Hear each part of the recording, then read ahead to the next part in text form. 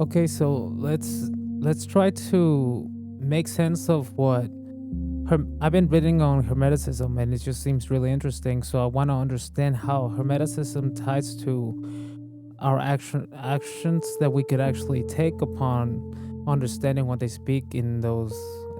I don't know what it would be, philosophy. I don't know what Hermeticism would be considered, but in the way they speak, in the way they perceive things, the way the lens they're looking through, and then tying it with psychology and human behavior and how we are supposed to actually act upon the way that they're viewing things.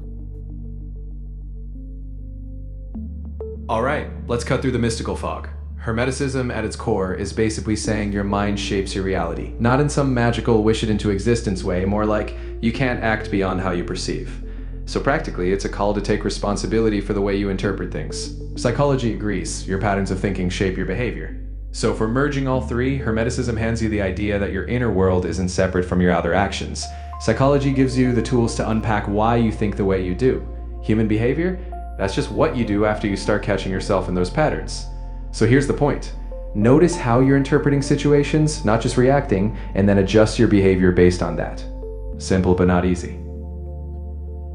So if we were to make it, you know how you said simple but not easy, gathering the information that Hermeticism is trying to point at, how can we grab that information and make it from simple but not easy, but simple but doable? So what lens are we looking through?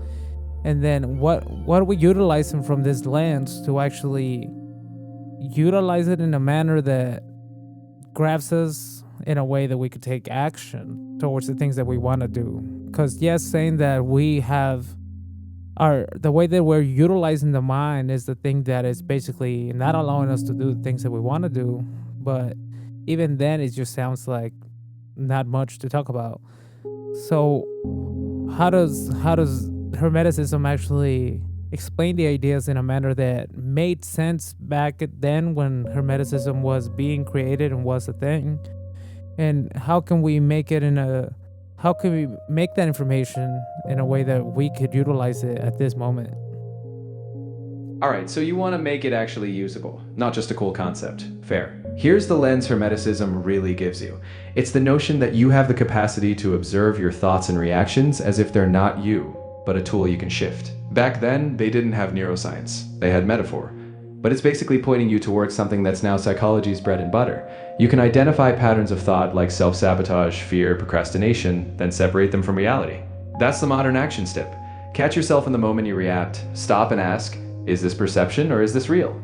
They weren't trying to just think big thoughts. They were giving you a practice, the practice of not being yanked around by your own mind. So today, that's mindfulness or cognitive reframing. Same game, different language. You just have to actually do it, not just think about it.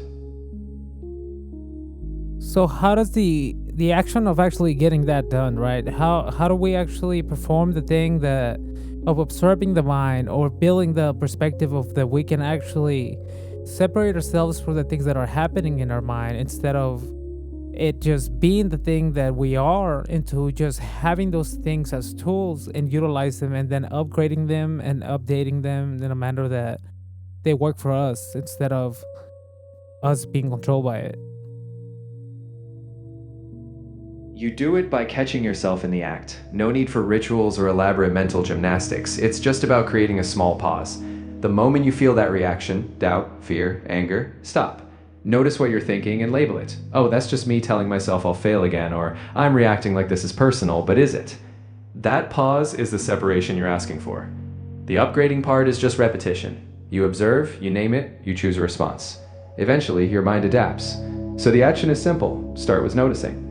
If you can see it, you can shift it. If you don't notice, you're just on autopilot.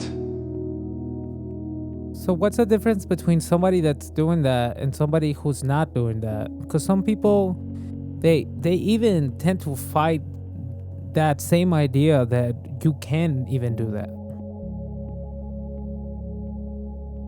The difference is pretty stark. The person not doing it thinks every thought or feeling is reality.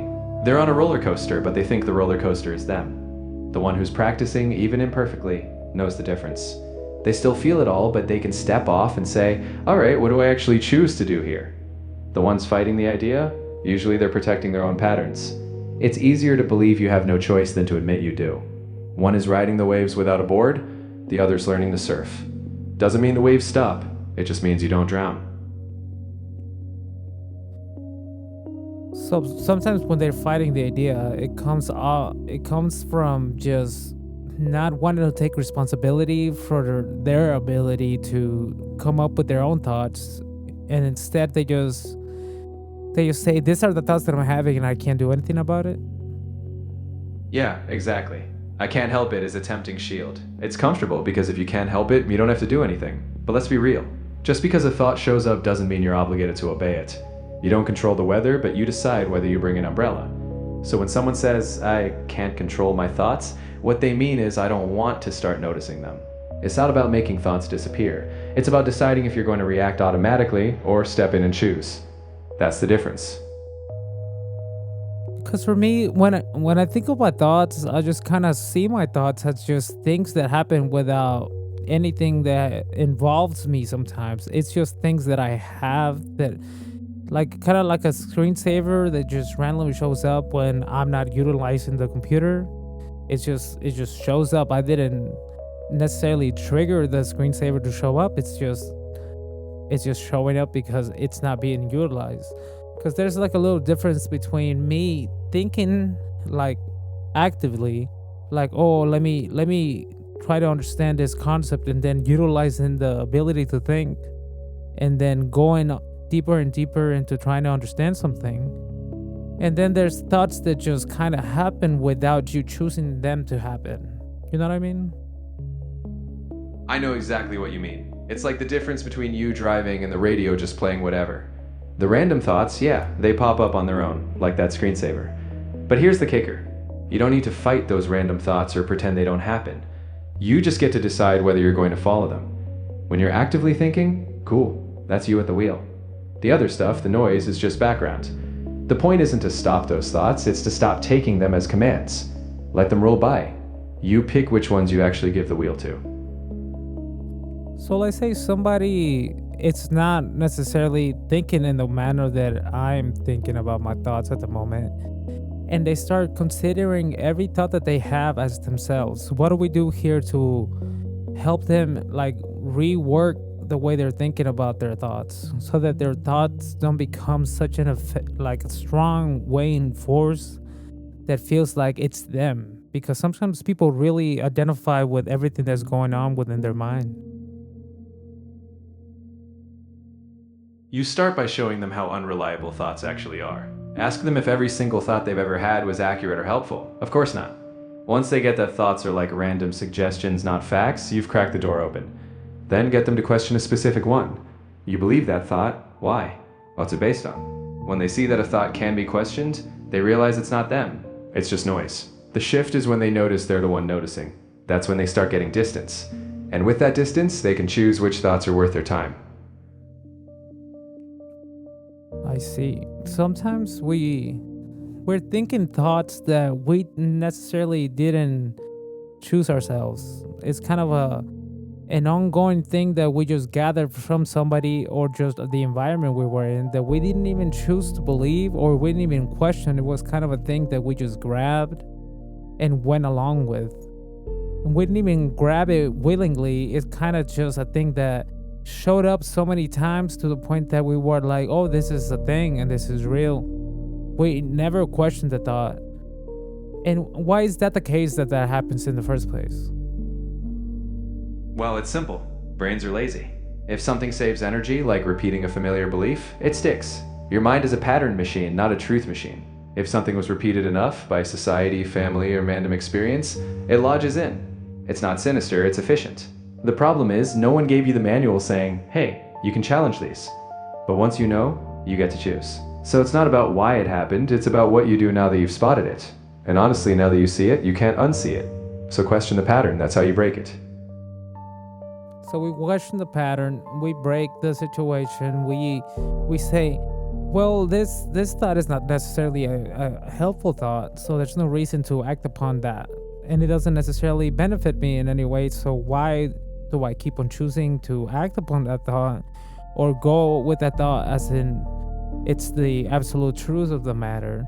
So then we rework that and we're like, so what is the actual truth of the matter? So we're moving from just going automatic with our thoughts and thinking that every thought is ourselves to being like, oh, actually let's actually choose the way that we're narrating our life at the moment instead of just letting the thoughts themselves be that automatically. Exactly. You're shifting from autopilot to pilot. And the trick is, you don't need some grand truth of the matter every time. Sometimes the truth is as simple as, this thought isn't useful right now. You don't have to replace every random thought with some ultimate conclusion. You just choose what serves you. If a thought's helpful, use it. If it's not, let it pass. The power is in knowing that you're the one narrating the story, not the noise in your head. And when you slip, you notice, reset, and go again. Simple, doable, and that's where you actually gain agency. All right, so we gain the agency of understanding that we are the ones really deciding or able to decide what we choose to go along with in our mind. But sometimes it's not as easy as just being like, oh, that is the case, because some people will fight even that specific thought where we're like, should I be actually telling myself a different story, or am I being delusional by telling myself a different story here? Or how do we interact with ourselves in a manner that becomes actually like effective and efficient, where we can actually consider the thoughts that we're having and it puts us in a better position? Well, the key isn't to tell yourself fairy tales. It's not about lying to yourself with positive fluff. It's about asking, is this thought useful? Is it true? And does it help me act better? You're not swapping one illusion for another. You're giving yourself a more accurate frame. If the old thought is self-defeating, you reframe it with something grounded. You aren't delusional if you're asking what's actually true and what helps me move forward. That's the practical step. You don't have to believe in magic. You just pick the thought that actually helps you act. That's how you make it effective. But what if a thought that now feels true, right? Now you got a more accurate depiction of reality from considering the thoughts and actually deciding which thoughts are actually based on reality and which are just based on just some fiction you created in your imagination or mind. And actually, what if that thought that now you have depicted that is true and real and actual from reality, and what if that thought doesn't necessarily help you with the agency? What do we do then? What's going on in that situation? If it's true, but it's not useful, that's fine. Reality isn't always fun. Agency isn't about sugarcoating, it's about what you do next. You don't have to like the thought. You just ask, what's the next move in light of this truth? Maybe it's tough, maybe it's uncomfortable. But agency means you're choosing the response, even if the thought is hard. You don't have to like the weather to decide whether you bring a jacket. So if it's true, you acknowledge it and you ask, what's my best move now? That's agency at work. So then at that point, you're actually walking through the world or your mind, basically, because your mind is here and we're talking about how the mind is creating the reality. You're walking through it prepared instead of just, it is what it is and we'll see what happens.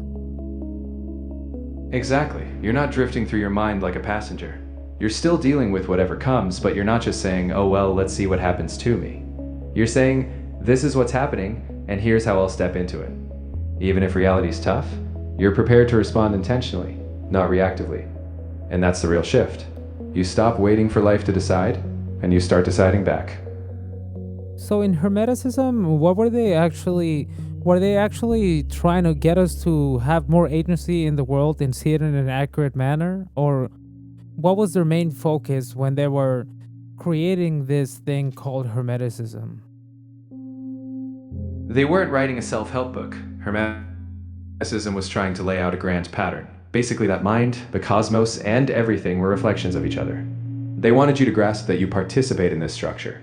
So agency? In a way, yes. They wanted you to realize you have a role in shaping your experience. But it was more than just practical advice. It was a worldview shift. They wanted you to see yourself not as separate from the universe, but as a conscious, intentional piece of it. In short, Hermeticism was saying, you're part of the equation, so start acting like it. In what way were they meaning that though? Because you're saying you're part of the equation, start acting like it. What do we mean here? What is that actually getting us to do? How do we get from knowing that to utilizing it? Because knowing you're part of the equation, you're part of the whole aspect of the universe. How does that get us in a position to actually do the things that we want? Or the things that we're supposed to do, or in whatever way you want to phrase that. They meant you're not just a passive observer in life. If you realize your mind influences your reality, your perspective, your actions, your relationships, then the next step is obvious. You influence back. Knowing you're part of the equation means you don't wait for the world to define you. You take that awareness and say, if my lens shapes my life, how do I choose to engage it? It's not just some cosmic fun fact. It's a reminder that you can't hide behind that's just how things are. You're always part of the process. So you use it by asking, if I see myself as an active participant, what's the next deliberate step I take? That's how you go from cosmic idea to real world action.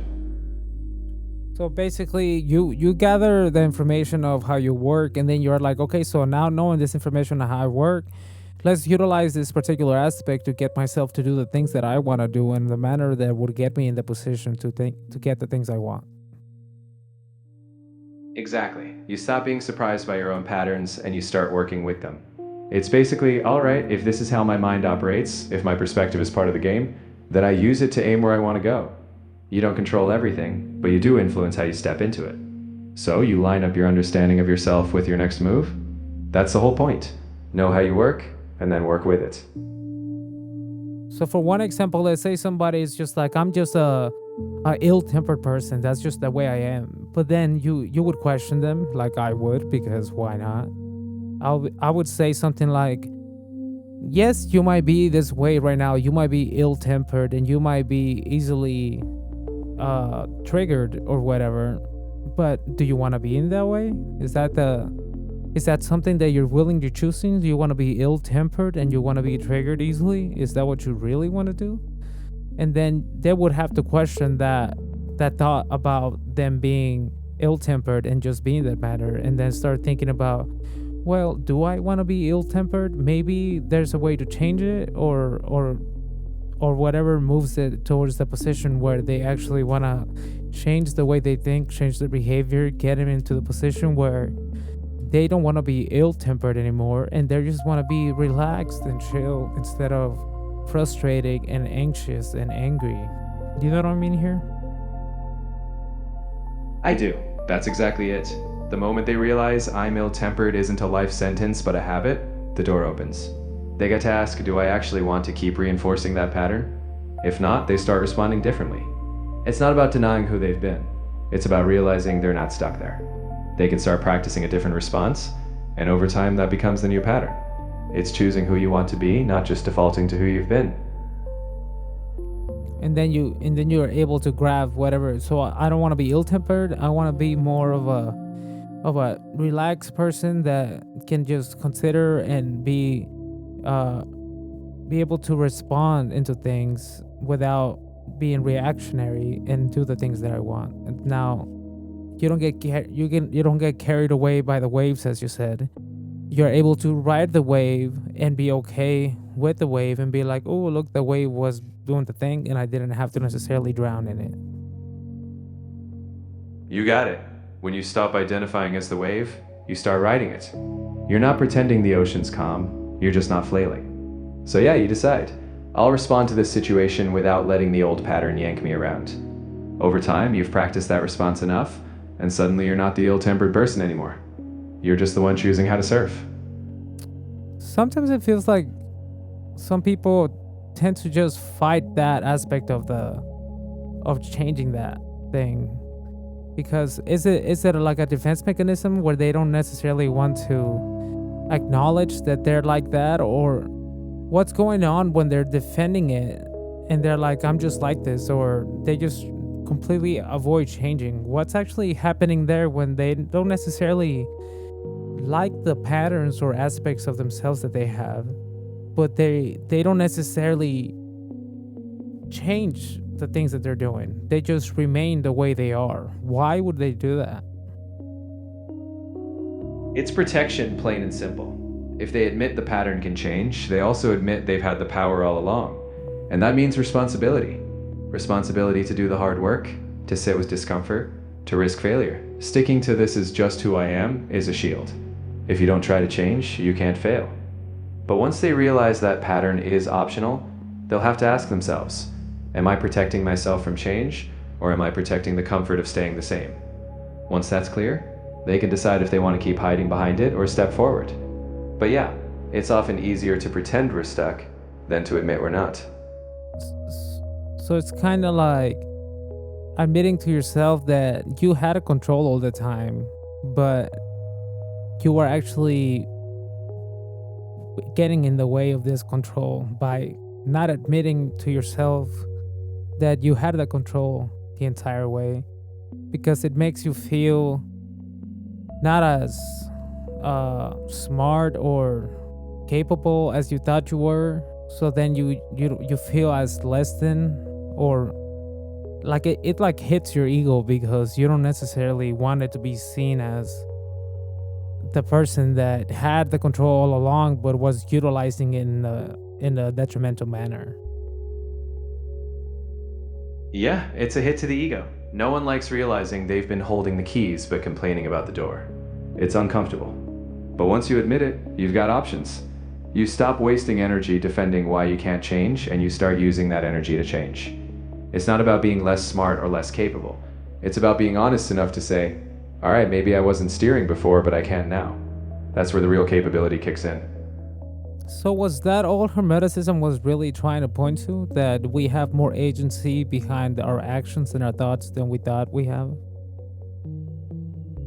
In a nutshell, yeah. It was dressed up in cosmic metaphors, mind and universe mirroring each other, as above, so below, but at the core, it was a wake-up call. You're not just at the mercy of the cosmos or your mind. You play a part.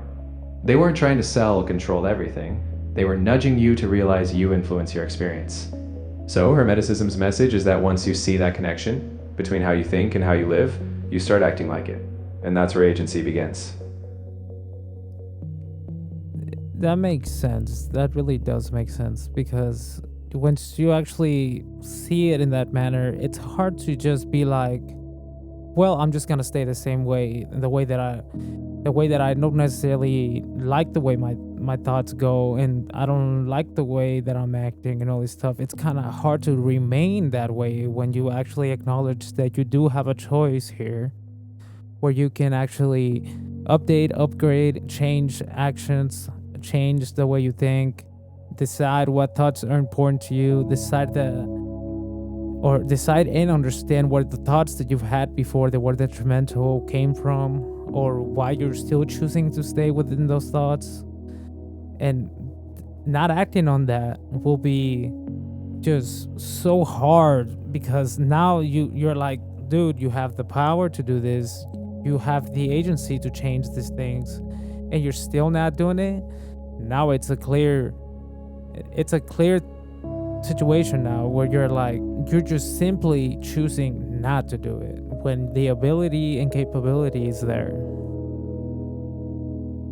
Yeah, once you see it, you can't unsee it. That's the double-edged sword of agency. You know it's there, so you can't pretend otherwise. But that's also the liberating part. If you're choosing not to act, at least you know it's a choice, not fate. And when you're ready, you'll stop just noticing and actually step into that power. It's hard, but it's honest. And that's where real change starts. So after this, what will be like the next thing to understand after knowing these aspects of it? Now that you've got the agency piece, the next step is actually testing it in small real-life moments. Pick one pattern, one scenario, see how you react, then tweak it. You'll quickly notice that awareness is only half the battle. Practice is the rest. So pick one thought, one behavior, and actually give it a run. You'll learn more from doing that once than philosophizing about it 100 times. After all, knowing the path isn't walking it. All right, sounds good. That makes a lot of sense. Thank you for everything. Anytime. Now go test that theory in the real world. you've got the reins. And if you hit a wave, well, you know how to ride it.